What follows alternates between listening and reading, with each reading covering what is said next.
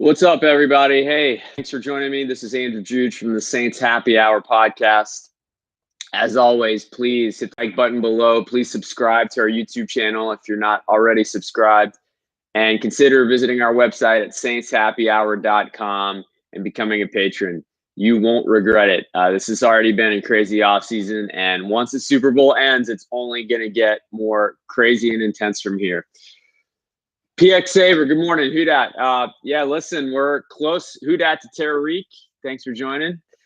As always, you guys are super supportive. I know you have the YouTube alerts. You must to always be on here. So Jason DeJohn, good morning. We're going to talk today about the coaching search. So at this point, I would say it's a three-horse race. You've got Eric Bieniemy, who met with Mickey Loomis for 8 hours yesterday. What's interesting about that is that Kat Terrell, the reporter for the Saints, talked to Mickey Loomis, and prior to this interview, he told her, in general, we don't like to go over 6 hours. That feels like the max that we can get out of a candidate. But obviously, they did a deep dive with Eric Bieniemy. I think the fact that it went 8 hours is significant because for it to go 8 hours, in my opinion, it has to go to a film review level, where you kind of make the assessment as a coach. You put some things out there. This is what I believe. This is how you fix the offense. And then they kind of look under the hood maybe, and he shows them some of that stuff. So the fact that it went 8 hours, I don't know that I'm ready to say he's the leader in the clubhouse. He's the guy that's going to win.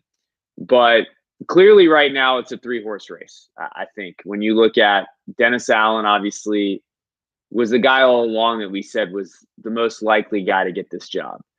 But we know that Aaron Glenn really impressed with his interview and did an outstanding job by all accounts. Everyone you talk to, everyone that's around the team, everyone that has insiders and sources, that's a consistent message, is that over and over, Aaron Glenn killed it in his interview. So that's impressive. On top of that, you pile on an 8-hour meeting with Eric Bieniemy, and you've got three really strong candidates, three candidates that apparently interviewed really well. Yeah, Paul, 8 hours is crazy. I mean, can you imagine interviewing someone for 8 hours? So all I can say is that the conversation must have been really good, really intriguing.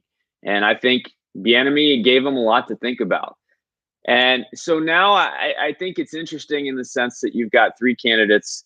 You look at Dennis Allen, obviously the incumbent guy from the existing staff. Look, if you hire either of the other two, I think you've got to give him a raise because he's still under contract. He could stay as your defensive coordinator in theory. But boy, you'd have to give him a raise, a significant one, to make him happy and make him stay. Jerry, good morning. Thanks for joining. So I could see it going down that way where they decide, you know what, maybe we can keep Dennis Allen as our defensive coordinator. He could stay on staff and we can make ourselves stronger by adding one of these other two guys. That would be one way to play it.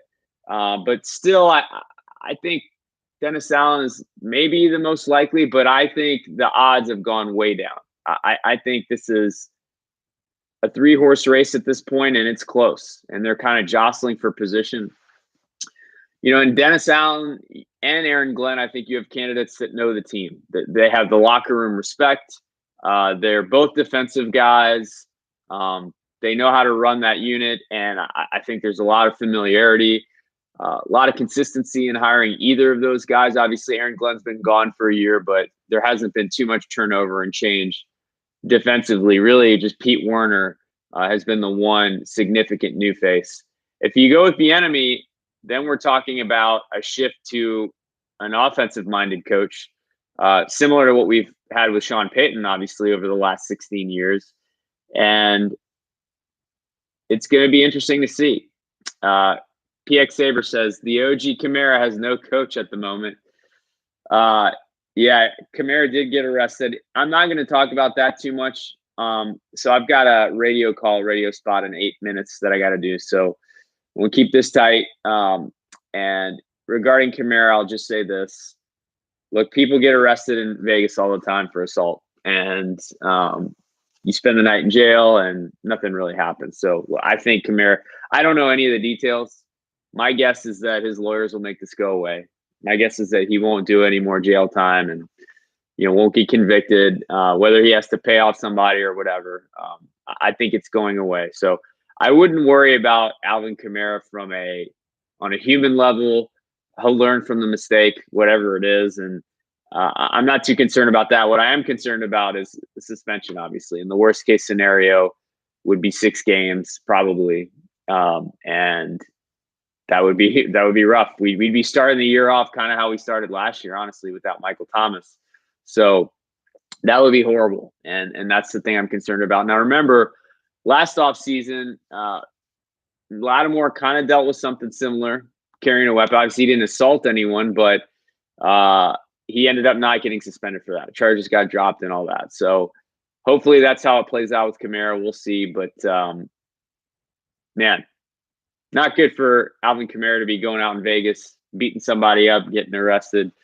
That's not what we were hoping to see. So definitely a concern there. But again, just looking at the head coaching search, to me, this is a really exciting time. And from a profile standpoint, it's really interesting to have one guy that's an offensive-minded guy and 2 guys that are defensive-minded. And 2 guys on defense that are very familiar with the organization, one that's an existing coach, one that coached last year. Those feel like very safe picks for the Saints. Safe, I don't mean safe in the sense that they will be successful. I mean safe in the sense that you have locker room buy-in. You know that they have the respect of the staff, the respect of the players, and you can comfortably go with either of those guys, and it's going to be pretty smooth. Bieniemy is kind of an unknown. There is no real existing relationships. You don't know which guys he would want to bring in, how much of the existing staff he would want to use versus maybe trying to poach some guys from Kansas City. So it would be really interesting to see. And I think if you're a guy like Zach Strief, let's say, on the staff, or Ronald Curry, some of those guys, I think the prospect of Bieniemy coming is a little scary because Bieniemy may want to handpick his assistant coaches, and that may mean changes to the offensive staff. Whereas I think if you look at Aaron Glenn or Dennis Allen, they've been working with all the guys on staff for a really long time. It's going to be really comfortable to stick with those guys, and you probably won't see as much turnover on the staff and not as much creativity in terms of moving chairs. So, look, I don't know where we go from here, but I think as you look at a timeline, now that these interviews are all in the bag, I think the Saints have it narrowed down to those 3 finals that we talked about: Aaron Glenn, Dennis Allen, Eric Bieniemy. From there, do they go to a second interview with 2 candidates? Do they narrow it down to 2? It's going to be interesting with the Super Bowl coming up on Sunday. I think the Saints could easily make a decision by, let's say, late this week, Thursday, Friday. We know the NFL doesn't want them to do that. They don't want to take away attention from the Super Bowl. They don't want headlines to be driven towards something else. So unless the Saints make a decision, I think today or tomorrow, the later we go into the week, the more likely that decision gets pushed back to a week from today. And so I think that's what we're looking at is likely. I'm going to put my stake down that we'll find out either a week from today or a week from tomorrow, Monday, Tuesday of next week is when we should have our answer as to who the next head coach of the New Orleans Saints will be. It's possible that they rush this decision to Wednesday or Thursday of this week. To me, that feels a little rushed. I would be very surprised to see an announcement today or tomorrow, but it's possible. So, yeah, thanks again. Yeah, give me some of your thoughts. I'd be curious at this point if you want to just mention in the chat real quick who you think they're going to pick between Dennis Allen, Aaron Glenn, and Eric Bieniemy. That seems like your final 3 candidates, and it's going to be really interesting. Callum says he's coming around to the idea of getting a bit of a fresh start with a brand new coach. If we could get Bieniemy and keep DA, I think that could be incredible. My co-host Ralph insists that Dennis Allen is gone if he doesn't get this head coaching job. I don't agree with that at all. I think Dennis Allen probably stays. I think he'll get a massive raise. I think they'll have to give him that to kind of make him feel better about the fact that he didn't get the job, because I do think that's going to be really disappointing for him. But look, unless Dennis Allen gets a head coaching offer, he's got an existing contract, and he's under contract, and he's got a defensive coordinator job in the NFL and a great list of players to work with in New Orleans. So why would he leave? It's still a good situation. It still sets him up for an opportunity to get a job. So I think he'll stay with that. But I do expect him to get a big raise if, let's say, the Saints go with Bieniemy. And look, that may be why that interview took 8 hours. Is it's like, hey, if we hire you, we have this existing staff we need to take care of, and you need to be comfortable with Dennis Allen as your defensive coordinator. And we're going to have to navigate that. So I don't know. That's something that really could take 8 hours. Jason, I've heard that Flores is not a finalist candidate for this job. So I know they liked him. They did not love him like they did Aaron Glenn and Bieniemy. Well, Bieniemy, I don't have any information other than it took 8 hours. I know that Flores did not interview for 8 hours. So I think that stands to reason that Bieniemy gave them something to think about if it took that long. Good morning, Lone Wolf. He'd go with Bieniemy with Allen as defensive coordinator. Yeah, look, if we could keep Allen, then I think it only suits us to bolster the team. But I will say it would be super weird to hire Aaron Glenn and then keep Allen as your defensive coordinator. It's like, we're going to hire the guy that used to work for you as a head coach, but we want you to stay beneath him. I'm sure Allen would play ball, but that feels a little I think that would be the most bitter pill to swallow, honestly, for Dennis Allen. But I don't know. Maybe not. Maybe they have a good relationship and it would be fine. Anyway, I have this radio call in 1 minute, so I got to jump. It's on. If you want to check it out, it's on ESPN 97.7. You can find it online and listen live. I'm going to be jumping on with Mark Kramer of ESPN Radio to talk about this coaching search and probably Alvin Kamara getting arrested. I'm sure they'll ask me about that. But before we leave, please subscribe to the YouTube channel if you don't already. Smash the like button. Hit as many likes as you can. That really always helps with the algorithm to make sure that this video gets seen by others. So really appreciate your help there.